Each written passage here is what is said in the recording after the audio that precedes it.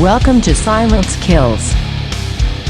We'll be discussing scientific evidence for a creator and other controversial topics. Here's our hosts, Tom Taylor, Steve Bentley, and Sim Climie. The next subject that we want to discuss when we're discussing the existence of God and reason and science is how do we have non-physical attributes if all there is physical? If all there is naturalism and natural processes, how do we explain non-physical attributes? And what we're talking about is love, we're talking about pride, we're talking about personalities, we're talking about conscience. We don't even know if we can put our finger on what a conscience is.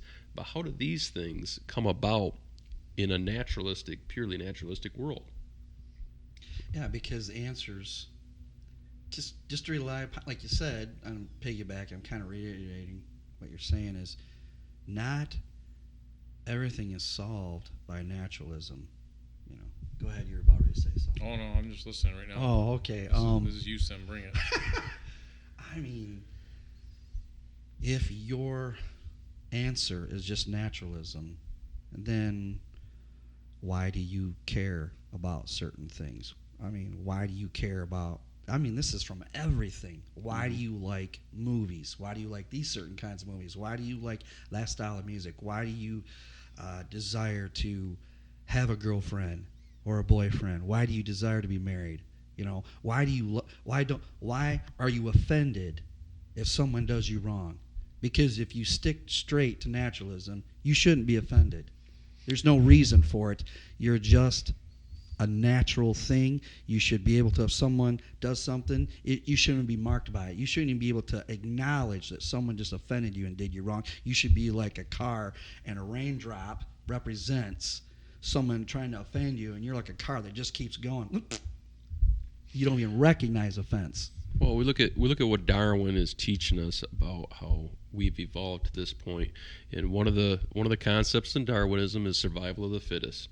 So in a naturalistic Darwinian philosophy, that I survive by being the fittest, in some cases moving you out of my way. I've got to eat. Sim, you're in competition for my food, so I need to do away with you, move you out of here. Now, that doesn't make sense. Now I lost my train of thought again. Now we're going into moral law and I'm going to have to conscience. pause. No. So why do I maybe have compassion for Sim, and why do I have even value for your life if you're in my way or if you're in competition? Because in a naturalistic world, I've got to survive. I'm the most important thing there is. Me and possibly my family. Not always in animals do we see them even be concerned about a family, but I'm the most important thing. So the more I remove people who are in competition with me for my space, for my environment, for my food, that would be more in line with what naturalism or Darwinian theory would teach us, but that's not what we see. We see people going out of their way who have compassion. What is compassion in a naturalistic world? Where did that come from? How did that evolve? Why would I be concerned about sending money to some kid overseas somewhere who's starving right now in a naturalistic world? Why does that thought even come into my mind? What is compassion? Compassion, sacrifice, even when you look at war, all of those things are elements that can't be explained naturalistically when you're doing things for the benefit of others, Right. Sacrifice for others. And anything that would put my life in jeopardy that could benefit somebody else goes against Darwinian theory. Mm-hmm. Like you said, going to battle, a person that signs up today for the U.S. Army or the Marines and says, I want to be in infantry, I want to defend this land. Why does he want to defend this land or this freedom in a naturalistic world?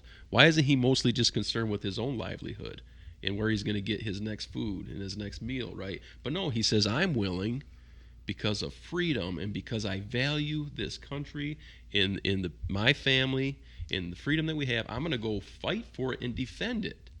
What is it? How did that come about in a naturalistic? Where did patriotism come about in a naturalistic framework? Well, that's we talk a little about conscience too. You're looking at the concept of conscience and where you don't even see that in the animals. My dog has many times hurt me incidentally, and she doesn't care. She doesn't say she's sorry? No, she doesn't care a lick. It doesn't bother her a bit unless I make it bother her. Right. And it's like, but it doesn't affect her. There's no conscience there. But we accidentally hurt someone. We may not take the right path, but our conscience is twinged. We might try to cover up, deny, walk away from, but our conscience is twinged. We know we just wronged somebody, and that's another thing. How do you explain that? That doesn't line up with survival of the fittest, with evolutionary theory. It's just not explainable. This is something else. It's a higher intelligence. And I guess one thing I want to touch on going into that when you get into pure evolutionary theory, pure non-theism, there is no God, you also lose all freedom, because basically everything is happening because one atom struck another molecule, things shifted around. We're saying the words we're saying only because of molecules shifting around. You have no freedom of will, of thought, of being outside of an outside creator, because within this closed system of atoms striking atoms, and what happens just happens because of that, there is no freedom. There is no freedom of thought. There's no freedom of, and that's where somebody gets really vicious and wanting to attack my beliefs. I'm like, well, if you believe that, then we're only having this conversation because we have to. I didn't make these atoms, bump the atoms. Right. And then I hit them. Well, Richard Dawkins, who is one of the premier atheists of our time, says in his book that there is no good, there is no evil, that we're all just dancing to our own DNA. Mm-hmm. That's what he's saying. Yep. So why would we even have a conversation about this good or evil or love or compassion or a conscience if it's just DNA and we're all just dancing to it? But this is the stance that you have to take from a naturalistic point of view. That's where it inevitably leads to that conclusion that nothing matters, right, and anything goes. I like what you had shared before we started taping, is that look at the animal kingdom. Now, another lion comes in. I seen a video. Another lion comes in, and there will be a battle between another lion. And if the other one wins and he books, he will kill all the cubs of that. I don't know what you would call pride. it. Pride. Thank you. And then the lionesses, I guess that's what they're called, yep, the female lions, will automatically go into heat.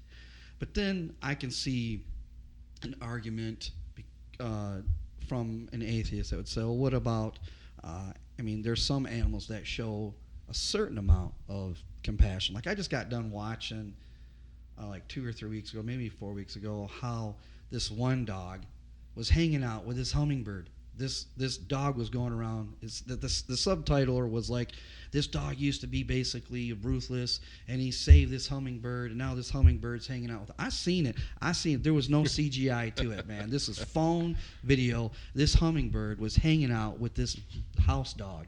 It was incredible. So, yeah, I can see to a certain amount of level how an atheist, there's animals have compassion. Yeah, to a certain extent. When you see that, though, what's so amazing about it, it's an anomaly. That's not normal. It doesn't make sense. No, it doesn't make sense. But then people could say, an atheist could say, and you're taught morality. To some extent, yes. I don't remember being at the age of 5 or 6. My mom and dad sitting me down. Sim, we need to sit down. Okay, mom and dad, what is it? We got to talk to you about not murdering people today. Never happened. Right. Never once has my mom and dad, that I can recall, and it's funny, certain things I can remember real quick, and some things I forget real quick, because it just isn't that important to me. But there's things that strike your memory, and I cannot recall right now my mom and dad sitting down saying, Sim, you need to sit down. You're at the age of 6 or 7, and you got an older brother, a younger brother, and there's got to be some order in the family. If your brother takes your toy, starts playing with it, do not kill him. Never happened. Right. Murder is wrong, Sim. Right. No, it is in your conscience. Something we can't put a finger on. Murder is wrong. It's like our conscience is like someone striking guitar strings on a guitar. You know, all of a sudden, if someone does something or you see something, like a man were to hit a woman in front of a 10-year-old, that 10-year-old, within an instant, the guitar strikes the chord. The situation that person sees strikes the chord of that conscience. That's wrong. That's not right. Where did that come from? Did mommy and daddy sit down and say, you know, at the age of 10, you know, it's not good for a grown man to hit a woman? No, that's not reasonable. There is a conscience there.